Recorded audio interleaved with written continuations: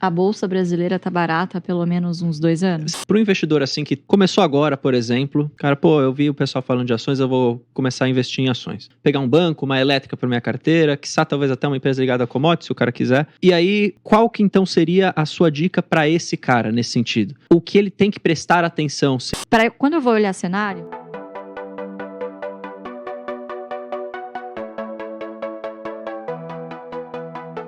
Sabe o que eu queria perguntar, pra gente começar o papo aqui?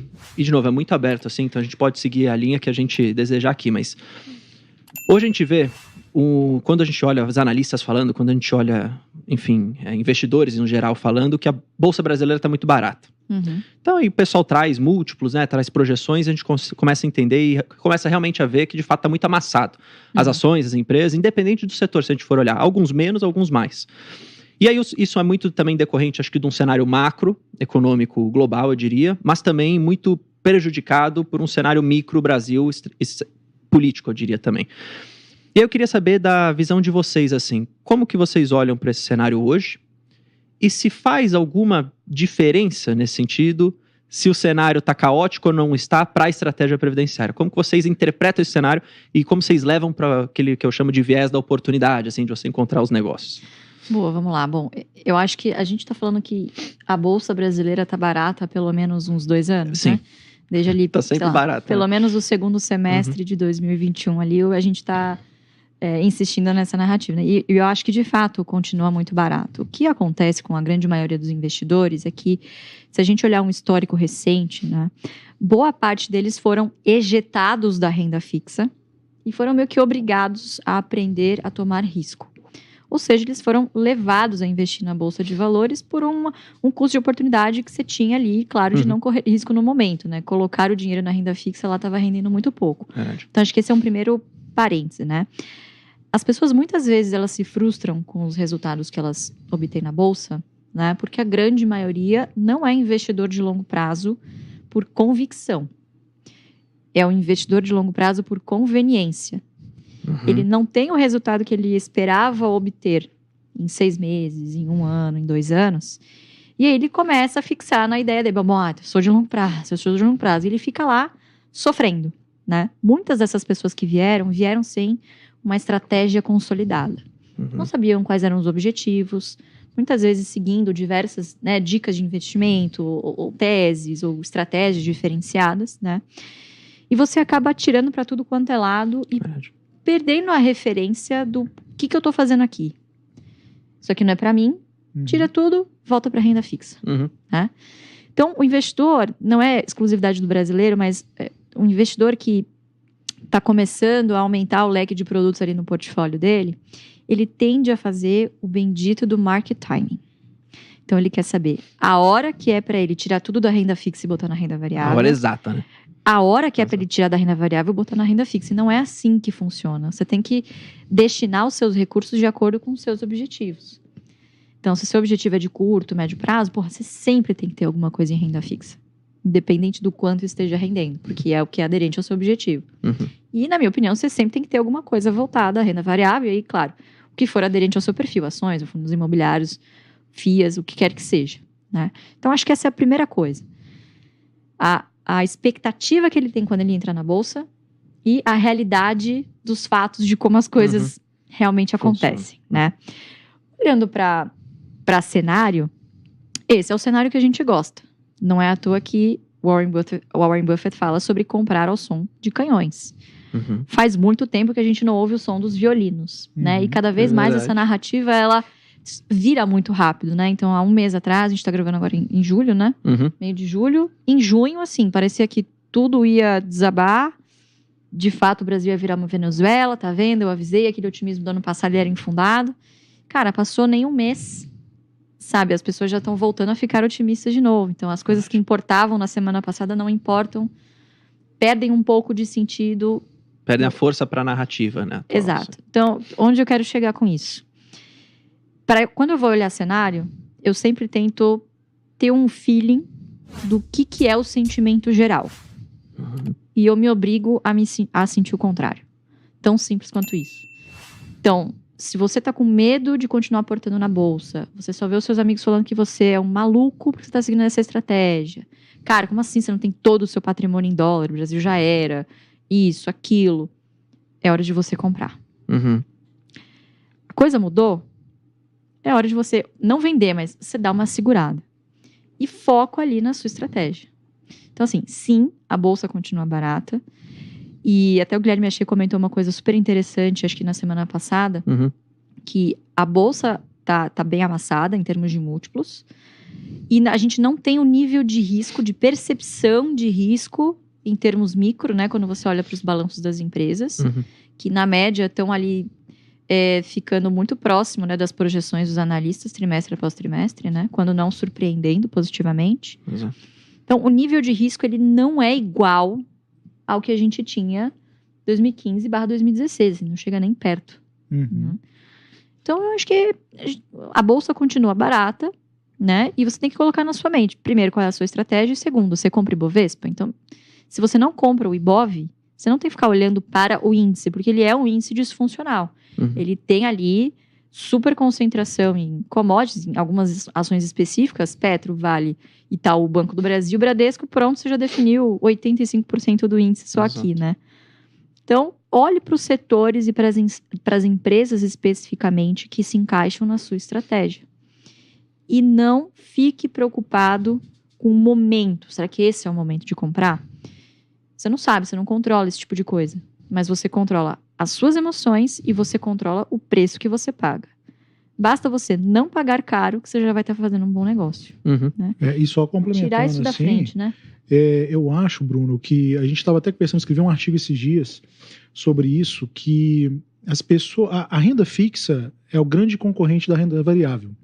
Né? Então a gente está falando aí de tesouro direto, basicamente a taxa Selic que vai ditar o rumo do negócio. As pessoas, elas vão comparar sempre se ele tem alguma vantagem de investir em renda variável em relação à renda fixa. Custo de oportunidade. Que é o custo de oportunidade. Né? Então, normalmente, é sempre uma relação inversa. Né?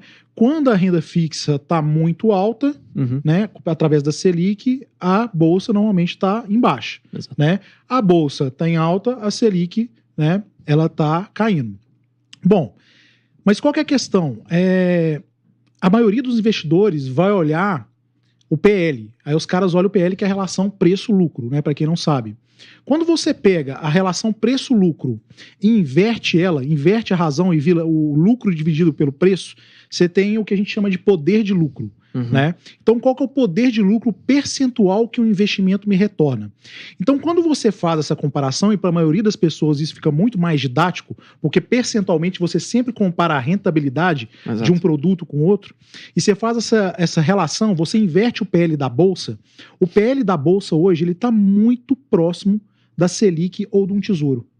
Né? Então vamos falar aí de 11%, vamos arredondar aqui mais ou menos 11%, você tem um PL da Bolsa, você tem, sei lá, 11% ou 10% da Bolsa, invertendo essa razão, e o Tesouro, a Selic também está mais ou menos nessa casa. Quando um cara profissional, ele olha lá de fora para investir aqui e fala, por que eu vou colocar dinheiro na Bolsa se eu tenho uma relação que tá parelha ali? Eu preciso de uma margem de segurança maior para que eu possa investir na bolsa. Então, essa que é a tomada de decisão. Por isso que eu discordo muitas vezes assim, que o índice, o Galo falou, o índice está barato. Eu não acho que o índice está barato, né? Mas a gente não olha índice. E aí, se você pega algumas empresas de forma individual e faz essa relação, inverte a relação do PL, aí você vai ver que você tem várias empresas, né, que tem uma margem de segurança que está muito adequado, que você consegue talvez 20%, 30% de retorno em cima de uma renda fixa. Aí começa a fazer sentido. Mas, de novo, aí você é um stock picker. Você é o cara que vai procurar aquela empresa de forma individual, de setores best, a gente tem várias, né? De oportunidade também. Então, assim, mas pra gente, no final do dia, o que importa isso? Não importa nada. Porque a gente não vai ficar entrando em narrativas. A gente tem uma estratégia que ela é temporal e ela vai ser seguida, faça chuva ou faça sol. Porque senão a gente vai começar a cortar todo o rendimento que a gente teve. Né? E a gente sempre está procurando dividendo. O dividendo, o que a gente fala aqui é o yield, o dividend yield, né? O yield é o retorno. Mas se a gente pegar na tradução da língua inglesa, o yield também ele significa colheita, né? E você só consegue colher alguma coisa se você deixa aquilo prosperar, prosseguir. Se você tem uma árvore que está começando a crescer e de repente você vai lá e corta ela, né? Acabou, os frutos acabaram. Então, quando você cai nessa narrativa que agora é melhor o dólar, agora é a Selic, agora a bolsa está barata, agora não sei o quê, você não está seguindo uma estratégia. Você vai estar seguindo o que é mais conveniente, igual a Lu falou, é o mais conveniente de acordo com o cenário de mercado. Então, para a gente é importante colher os frutos e deixar as coisas acontecerem, seguindo, fazendo seus aportes regulares, constantes, que depois você vai conseguir colher os frutos. É isso. Para um investidor assim que começou agora, por exemplo, cara, eu vi o pessoal falando de ações, eu vou começar a investir em ações. Aí pensa que esse cara, viu lá os vídeos do AGF, por exemplo, e falou, cara, eu vou seguir uma estratégia de dividendos, vou pegar setores maduros, pegar um banco, uma elétrica para minha carteira, quiçá talvez até uma empresa ligada a commodities, se o cara quiser. E aí, qual que então seria a sua dica para esse cara nesse sentido? O que ele tem que prestar atenção seria em acompanhar as empresas que ele tem, portanto, seus resultados que ela vai divulgando, e estabelecer um preço limite para ele pagar, e aí, independente do cenário, ele vai comprando desde que a cotação esteja abaixo daquele preço, ou ele precisa ainda fazer alguma outra coisa? Porque por que eu faço essa pergunta? Pelo menos o que eu mais recebo do pessoal é muita euforia, assim. Então, meu Deus, saiu o dado de inflação e a bolsa caiu. E agora? Eu compro mais, eu espero um pouco porque amanhã pode cair um pouquinho mais. Isso o cara não controla. Só que essa euforia existe. Então, como que você impede do cara ter essa euforia? Na visão de vocês. É mais psicológico, talvez, a jogada aqui, né? Eu diria que é mais de mentalidade, talvez. É um jogo mental, sem dúvida, em que todo o sistema, na verdade, trabalha contra você nesse sentido, né? Você tem ali os pushes, as notícias que saem em tempo real, né? E muitas vezes, boa parte dessas informações são muito mais ruído, na verdade, do que o sinal de alguma coisa, né? Então, eu começaria literalmente do começo. Qual que é a minha dica para essas pessoas? Primeiro de tudo, você tem que ter a sua jornada na renda variável. Ela começa invariavelmente, na minha opinião, depois você complementa se você achar que precisa. Começa tendo uma reserva de emergência, tá? Por que é isso? Emergência, ela não escolhe CPF, ela não escolhe momento, né? Então, muitas vezes, essas pessoas que vêm eufóricas e colocam tudo que tem, ou recursos que não deveriam estar ali na bolsa, via de regra, elas geralmente tem que vender no prejuízo, porque vão precisar para uma outra necessidade. Então, a primeira coisa é o seguinte, lembre-se que você não está correndo aqui uma corrida de 100 metros. Isso aqui é uma maratona. Então, o jogo da maratona é o jogo da sobrevivência, tá? Então, como é que você sobrevive o máximo de tempo possível? Esse é o grande X da questão, porque as pessoas se esquecem, quando elas estão fazendo um planejamento de longo prazo, que o papel, o Excel, o PowerPoint, o que quer que seja, né? O papel, ele aceita tudo. Mas quando você parte para a prática, né? Você percebe que ao longo do tempo a vida se sobrepõe e as suas prioridades vão mudando. E aquilo que você estipulou como meta, como objetivo, vai também se alterando, né? Então, eu acho que como regra número 1, para inclusive segurar essa ansiedade você só vai botar grana na bolsa que pertencer à bolsa. É a sua grana do longo prazo. Ponto final. Não interessa se tem alguém te falando que é a oportunidade do século. Essa pessoa ela tem 50% de chance de estar errada, né? Então, coloque os recursos e faça isso virar um hábito, mês após mês. Eu detesto essa coisa do tipo, pega tudo que você tem e aí você já monta a sua carteira pronta e aí é wishful thinking, você fica rezando, e agora é isso, agora é só deixar o barco correr. Lá, Não é isso, né? Então, assim, investir não é preto no branco. Investir envolve várias nuances ao longo do caminho, né? Então, eu acho que a primeira coisa é essa, só coloque recursos na bolsa que de fato forem destinados à bolsa. Aí você vai falar, bom, mas é muito pouco. Ótimo. Você vai pegar esse pouco que você tem por mês, você vai abrir o home broker uma vez só, ou duas. Você vai comprar e você vai fechar. O resto do tempo você vai trabalhar, se divertir, sabe? Viver a vida e estudar. Então, você tem que saber que indo para um caminho de stock picking, selecionando as suas próprias ações, não é um jogo que você ganha. É um jogo contínuo. Você passou uma fase, você vai para a próxima, passou uma fase, você vai para a próxima, isso não tem fim. É igual você ter uma vida saudável, né? Exato. Quando você vira a chave, amigo, ou você vira a chave, não tem voltar para os seus hábitos antigos, porque você volta com os seus problemas que você tinha de antigamente. É verdade. Então, uma vez que você escolheu essa trajetória de formar uma carteira, de olhar para o longo prazo, né, automaticamente você tem que ir criando essas barreiras psicológicas para você não ir se frustrando ao longo do caminho, né? Eu acho que isso é o mais importante para começar, é ter reserva de emergência. E assim, as pessoas podem pensar, pô, mas vocês do OGF, vocês não fazem reserva de emergência. Mentira, né, Lu? Todos nós temos reserva de emergência.